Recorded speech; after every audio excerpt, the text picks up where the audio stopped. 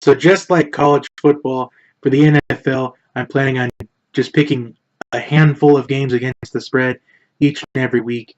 I thought about doing 5 just like I do for college football, but I'm sticking to only 4 because most of the channels that I watched when they did picks against the spread, when they just picked a handful of them, they just only did about 4 or 5. But a lot of the times they just did 4. So that's my plan, is to just pick 4 games in the NFL each week against the spread. This is my first year doing this for the NFL, and I sometimes will forget to address this throughout the season, but these lines are according to betus.com. I know there are a lot of different odds-making sites out there, and some may be more accurate than others.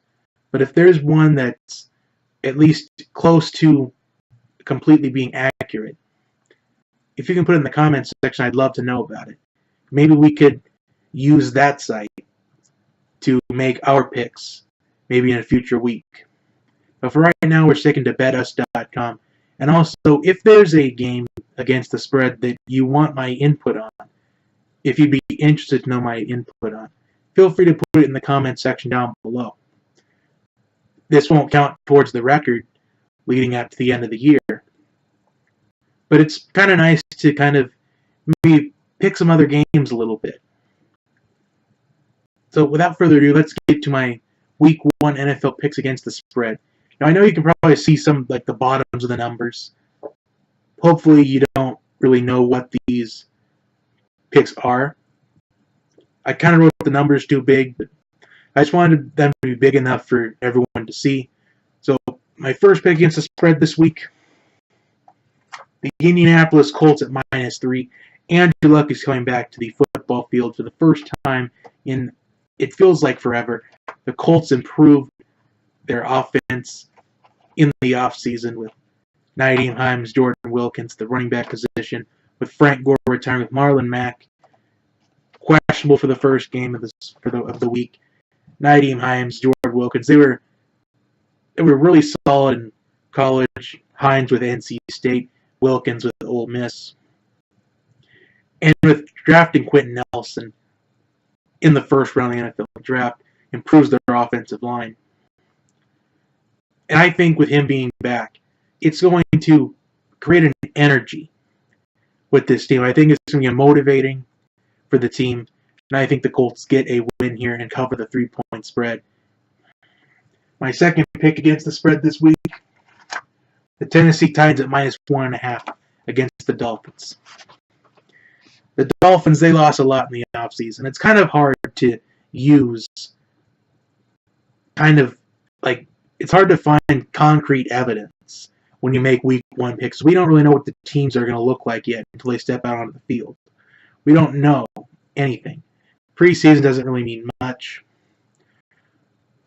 But I feel like the Titans, I think they have a newfound confidence. I think they've got some swagger to them.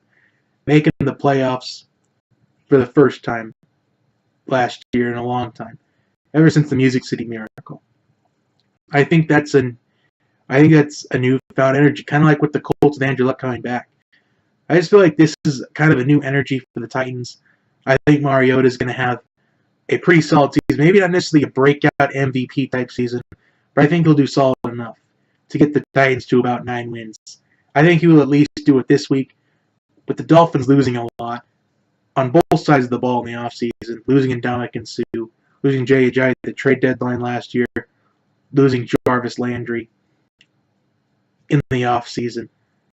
Just too many pieces were lost for the Dolphins.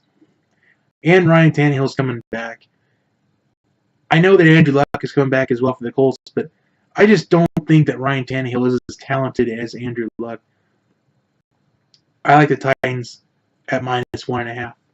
My third pick against the spread this week is the Kansas City Chiefs at +3.5 over the Los Angeles Chargers. I know the Chiefs, they lost a lot in the offseason. Pat Mahomes is going to be leading this Chiefs team this season. And they lost a lot of key defensive players. Marcus Peters, Derek Johnson, Tamba Ali. They lost a bunch of talent on defense The Chiefs' defense isn't going to be what it was.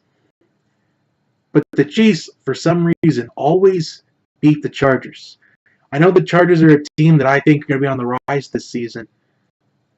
But for some reason, the Chargers can never beat the Chiefs.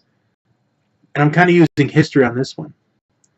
Despite Pat Mahomes being a new quarterback in the system, I just think Pat Mahomes has the arm to find the receivers in Tyreek Hill, Travis Kelce, Chris Conley. I just think the arm of Pat Mahomes is going to be the difference in this game. And you have the running game of Kareem Hunt, who had a breakout rookie season. Chiefs plus 3.5 is my third pick against the spread. And my final pick against the spread this week, at least one that we're going to document. The Seattle Seahawks at plus 3 over the Denver Broncos. Seattle defense lost a lot of talent.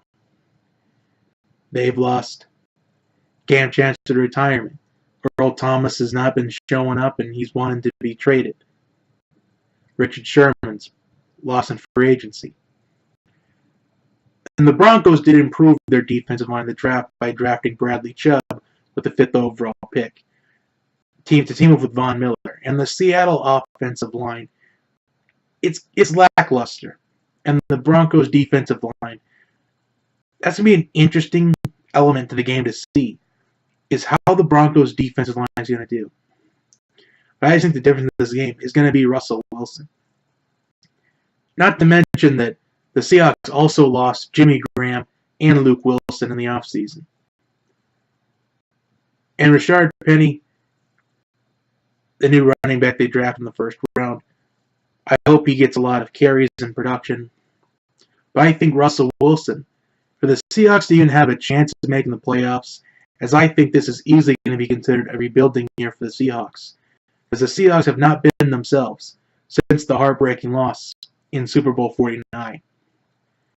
This could be considered a rebuilding year for the Seahawks, but I think if they even want a chance to make the playoffs despite having a rebuilding year, Russell Wilson has to put the team on his back. Will he be able to do it? I don't know. But I think he will be good enough to put the team on his back for this game in particular. Seahawks plus 3. That's my final pick against the spread for the week. Comment your thoughts on these picks down below. Also, if there's a game that's against the spread that you want my opinion on, don't be afraid to put it in the comment section. I'll respond to it. I try to respond to every single comment that I receive. Sometimes I miss some, others I can get right away. If you like, subscribe, and share. I will see you next time. Have a wonderful day.